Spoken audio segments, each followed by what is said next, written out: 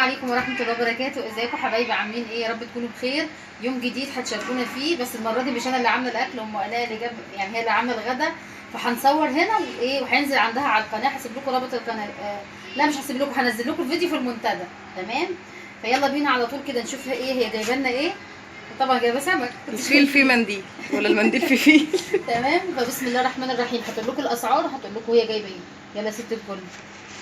السلام عليكم، ازيكم يا حبايبي؟ عاملين ايه؟ يا رب تكونوا بالف خير ان شاء الله. النهارده هنعمل اكل عند ام زياد، اول حلقه اعملها عند ام زياد وهي هتشاركني فيها بامر الله تعالى.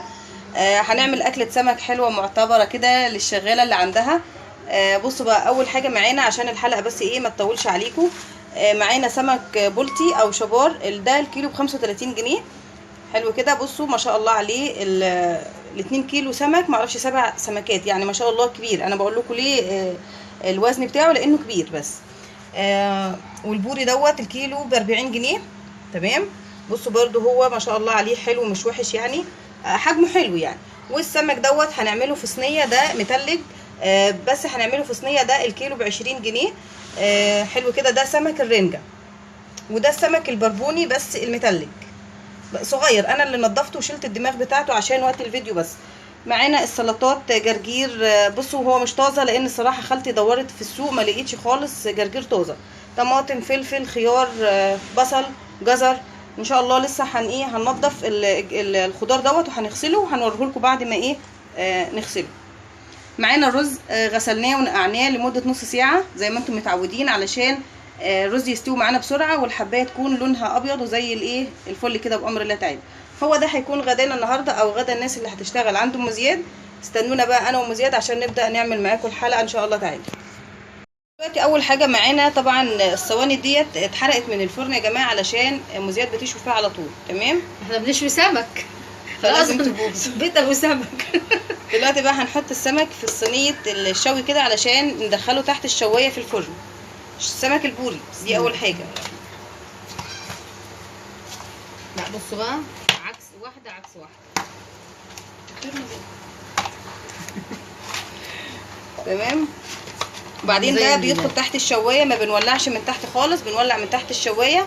ولما الوش من فوق ولما اللي ياخد لون هنقلبه معاكم ونوريه لكم. بصوا يا حبايبي، في ناس كتير سالونا عن سمك البلطي ازاي بتشويه بالرده في الزيت في الفرن. الاول صينيه بنحط فيها زيت، ما تدفن بقيت في بس تمام. كده. ايوه بس كده تمام. عشان بس هنجيب السمك اهو، انا حاطه صفيحه فيها سمنه، فيها رده وفيها رده. وبعدين نحط السمك كده، يعني بنبله الرده الاول وبعدين نحطه في الصينيه اللي احنا هنشوي فيها. اهم حاجه يكون في زيت من تحت عشان ما يلزقش مننا. لا مش عشان ما يلزقش مننا، عشان يتحمر مننا. ايوه عشان سمك الصيف ما بقاش فيه نسبه دهون عاليه. تمام. طبعا هنبل كل السمك بالرده ونرجع نوريكم الشكل بتاعه قبل ما ندخله الفرن. وطبعا دلوقتي زي ما انتم شايفين كل سمك عملناه بالرده، وهنحط عليه شويه زيت من فوق. لازم بقى الزيت ده بقى ليه بقى؟ ده في شويات السمك هما بيعملوا كده علشان السمك بتاع الصيف ما فيهوش نسبه دهون عاليه، فكده هيتشوي معاكي والقشره بتاعته هتفصل من غير ما يتحرق منك. احنا مولعين طبعا الفرن زي ما قلنا لكم بنص ساعه كده الشوايه من فوق. هندخل الصينيتين ولما يطلعوا هنقلبهم معاكم. وطبعا بعد ما دخلنا السمك الفرن احنا حطينا بصل على البوتاجاز، حوالي بصلتين كبار، بشرناهم على المبشره وحطينا عليهم الزيت، وهنحمرهم كويس لغايه ما لونهم يغمق شويه عشان هنعمل رز ببصل. طبعا عشان بس احنا عملنا كده ليه؟ عشان البصل يعني بشرناه من زمان، فعشان ريحته ما تطلعش فاحنا حطيناه على النار يعني. بصوا اهو، هو ما فيهوش اي حاجه يعني. اول ما ياخد اللون البني، مش الذهبي، البني، علشان يدينا لون حلو في الرز، هنحط عليه الميه وبعدين نسيبها تغلي غلوتين علشان برضو اللون ده ينزل في الميه. بننزل بالرز على طول مع الملح. وزي ما انتم شايفين كده ده شكل البصل اللي احنا عاوزينه. هننزل عليه بالميه علشان اللون ده ينزل جوه الميه، او ده اللون المناسب للرز البصل. هنحط بقى عليهم معلقه ملح كبيره ومعلقه سكر. حطوا معلقه سكر عشان السكر يا ستي وانت بتحمري البصل ما تستعمليش. بالله بحط كده. لا وانتوا بتحمروا البصل. طب بس حطي بس معلقه سكر وحياه ربنا هياكلوا صوابعهم ورا الناس. مش ده شغلنا والله العظيم. الرز حط بس معلقه سكر كبيره ومعلقه ملح كبيره، واظبطوا انتوا بقى الرز بتاعكم وشوفوا الرز هيطلع عامل ازاي. ادي ملح. خلي بالكم من صوابعكم. ادي الملح. ماشي. اول ما الميه تغلي هننزل بالرز عليها على طول. كل ما اجيب السكر. نسينا السكر، هات السكر. ما انا بدور عليه مش لاقيه. خلينا نفضل. وهننزل دلوقتي بالسكر، معلقه سكر اهي. ده بقى على ضمانتي انا. انا ماليش دعوه. يا لهوي عليا والله العظيم جميل. انا هتشوفوا الراجل هيقول على الرز ايه النهارده. الراجل وراك. ماشي، ما هو الراجل هيقول. يلا هننزل بقى بالرز اول ما الميه تبدا تغلي على طول. لا تغلي بعد 5 دقايق عشان اللون ينزل. ما انا قلت يا ستي. طيب. ما انا قلت كده في اول فيديو. ثانيه. ودلوقتي زي ما انتم شايفين كده معانا، زي ما انتم شايفين احنا دقينا الثوم على الفلفل بشويه ملح وشويه كزبره ناشفه. ومعانا السمك. ام زياد قالت لي ده مش بربوني يا جهله، ده اسمه مرجان. مرجان احمد مرجان. تمام. ايوه ده مرجان صح. نسيت تمام. فانا قلت لها عادي مفيش مشكله. دلوقتي بقى هنحشي بطن السمك. انا حبيت اوريكم بس الهون، لو ان ربنا يكرمها وتحطوا له ورق حائط تلفوا بالورق الحائط هنحشي بطن السمك بالثوم والفلفل علشان نبدا. ده للقلي هنقليه وده هنعمله صينيه زي ما انا قلت لكم في اول الفيديو. دلوقتي احشي يا ام زينب. بسم الله الرحمن الرحيم. هناخد من هنا ايه يا زفت؟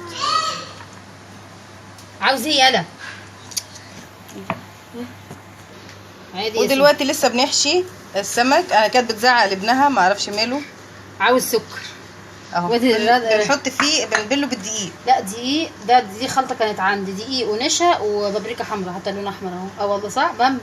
يلا اهو. استغفر الله العظيم يا رب. ايوه ما هو الطبق دوت انا كنت حاطاه من ساعه ما كنت بعمل المره اللي فاتت، وانا يعني كل مره ما الشقه متبهدله ما انتوا عارفين. هي الناس اغرب عننا اهو. وبعدين هم بيقولوا احنا بنحب فيكم البساطه انتوا الاثنين. احنا والله زي ما بنعمل لكم مش بنزود. هنخلص بقى خلطات السمك ونرجع لكم.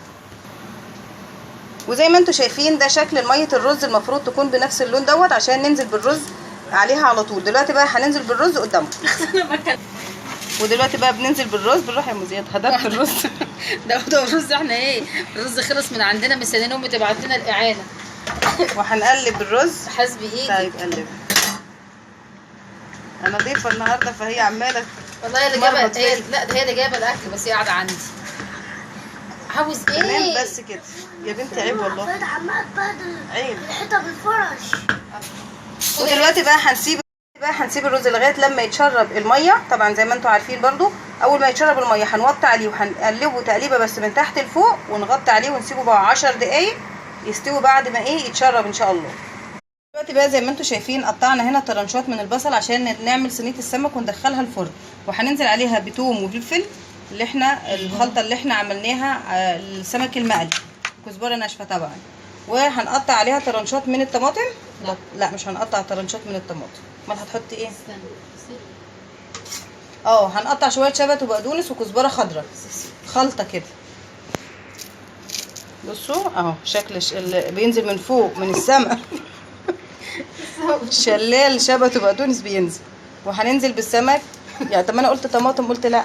سبحان الله. لا هنحط صلصه معاها. يعني هنحط طماطم بس مش دلوقتي. استنى صراحه يعني. وبعدين هنرص بقى قصدي هنتبل السمك كده مع بعضه كله، هنقلبه فيه مش هنرصه فيه. وهندخله برضو الفرن بس بعد السمك المشوي ما يطلع. وطبعا زي ما انتم شايفين كده ام زياد بتقلب في صينيه السمك قصدي الخلطه بتاعه السمك.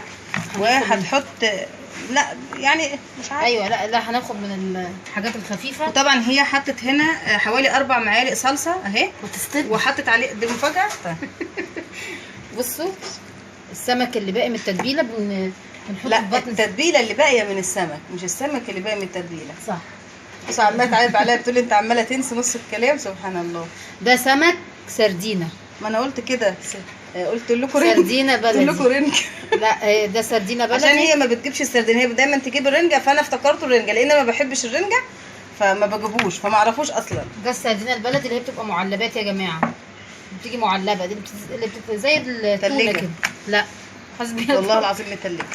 بصوا احنا عملنا الفرشه تحت. هنحط الطماطم كده اهو السمك. وهننزل بالصلصه عليها. الصلصه دي طبعا معموله بالثوم. توم بس. توم وكزبره وكمون. وبننزل عليها بشويه ميه بس نخففها وهنحطها على وش السمك. هننزل بنص كوبايه ميه دلوقتي. وهندخلها الفرن طبعا دي من تحت ومن فوق عشان تستوي معانا. ونص حبه زيت، عصره ليمون لو فيه، ده كله لازم تحطوه تحيقوا الاكل يعني. وهنحط 3 فصوص توم، حبهان. هو مش كده راضيه هو مش المفروض البهارات تتكلم؟ تقول انا حبهان. شويه كزبره على الوش بس. وهندخلها الفرن. لا، نص كوبايه ميه. ونص كوبايه ميه. تمام. بسم الله الرحمن الرحيم. والفرن شغال بقى كده، ايه نستغله وندخل السمك بتاعنا. بصوا طبعا انا نسيت اقول لكم السمك ده هيقعد قد ايه في الفرن. هيقعد من تحت ومن فوق، لو الاثنين شغالين مع بعض تلت ساعه عشان ينشف من تحت وينشف من فوق.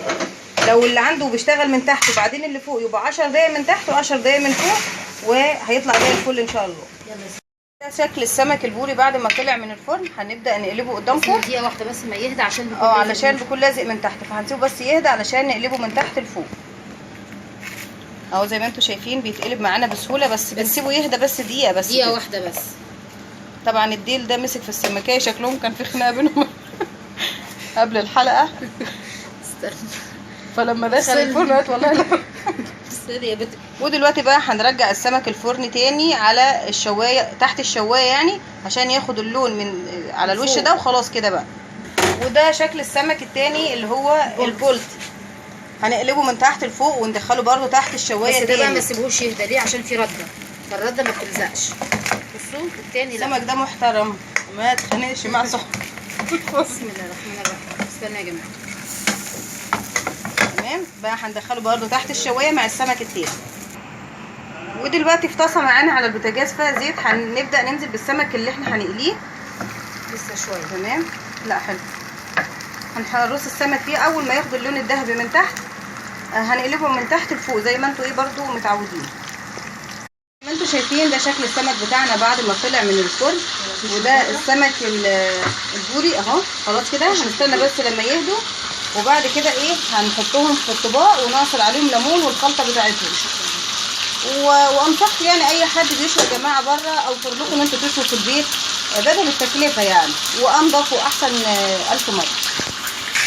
ودلوقتي زي ما انتم شايفين السمك بتاعنا بدأ يتحمر من تحت اهو،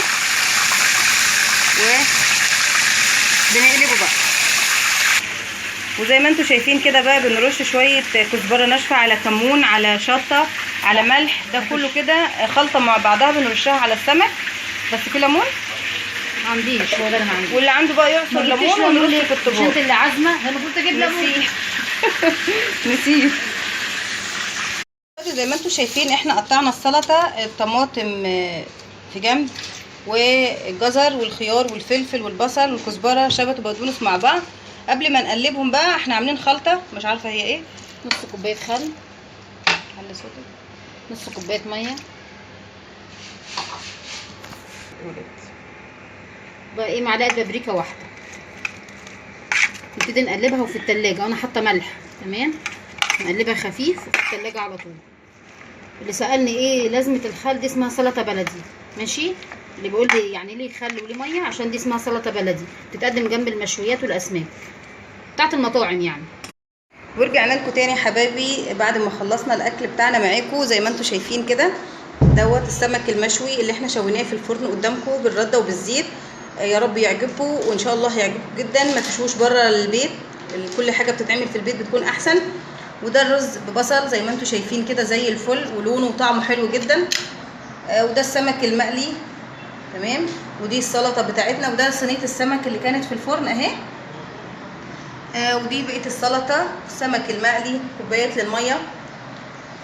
وده الرز الباقي، وده السمك البوري اللي احنا برضو عملناه. كل الاكل دوت اتعمل في الفرن، الاسماك دي كلها اتعملت في الفرن، ما فيهاش اي تعب خالص، كله تحت الشوايه، ما فيهوش اي تعب، ما فيهوش اي مجهود.